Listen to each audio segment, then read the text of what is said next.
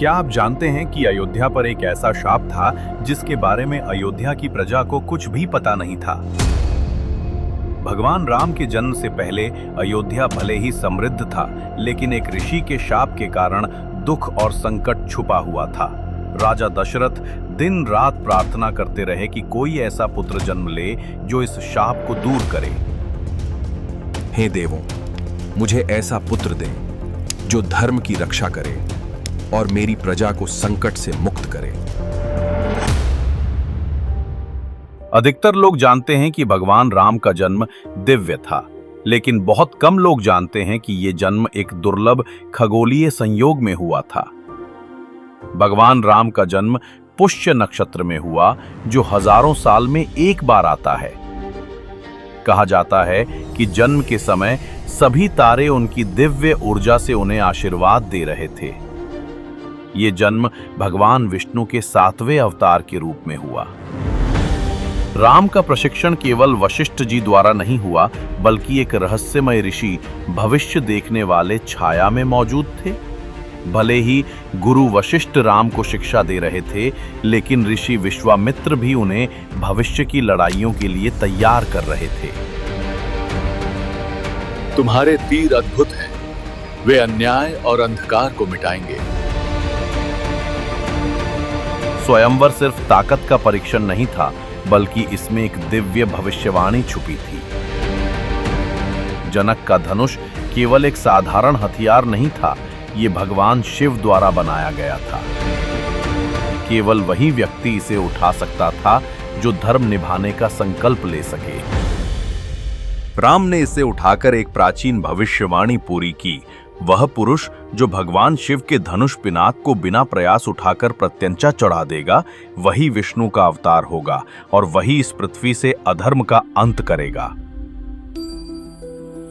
राम का वनवास केवल एक मां की महत्वाकांक्षा नहीं थी, बल्कि महल के कुछ राजनेता भी इसमें शामिल थे। मत जाओ राम। जब कैकेयी ने राम का वनवास मांगा, तो कुछ सचिवों ने उसे भय दिखाकर प्रेरित किया।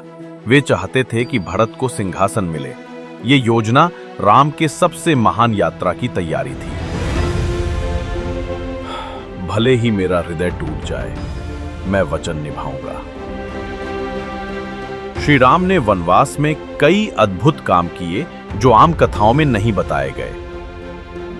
वन में राम ने आश्रम बनाए, राक्षसों का नाश किया, पशुओं को बचाया और घंटों ध्यान करके अपने भीतर की दिव्यता को मजबूत किया।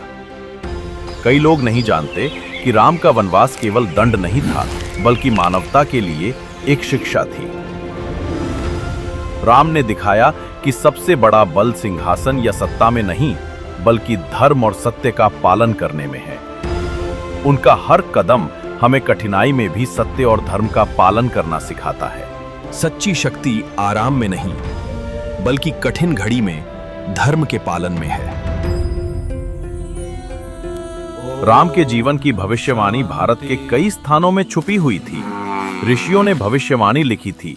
दिव्य पुत्र का जन्म, वनवास और रावण पर विजय। उनके जन्म के समय तारे, धनुष की चमक और ऋषियों की रक्षा करना सभी भविष्यवाणी के संकेत थे। राम का जीवन केवल कथा नहीं, बल्कि जीवन जीने की योजना है। भगवान रामचंद्र महाराज सत्य, साहस और भक्ति के प्रतीक हैं। उनका जीवन हमें सिखाता है कि अंधकार में भी धर्म की रोशनी हमेशा मार्गदर्शन करती है।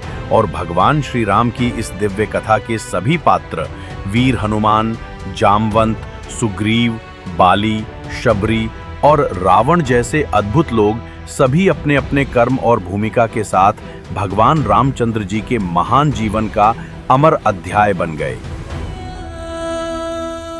समय बीत गया, पर इनकी कथाएं आज भी गूंजती हैं, हर युग में, हर हृदय में। जय श्री राम के स्वर के साथ। अगर आपको ये कथा पसंद आई तो नीचे कमेंट में जय श्री राम लिखना ना भूलें। और हाँ, सब्सक्राइब जरूर करें ताकि हम आपके लिए ऐसी ही अद्भुत और रहस्यमयी कथाएं लाते रहें।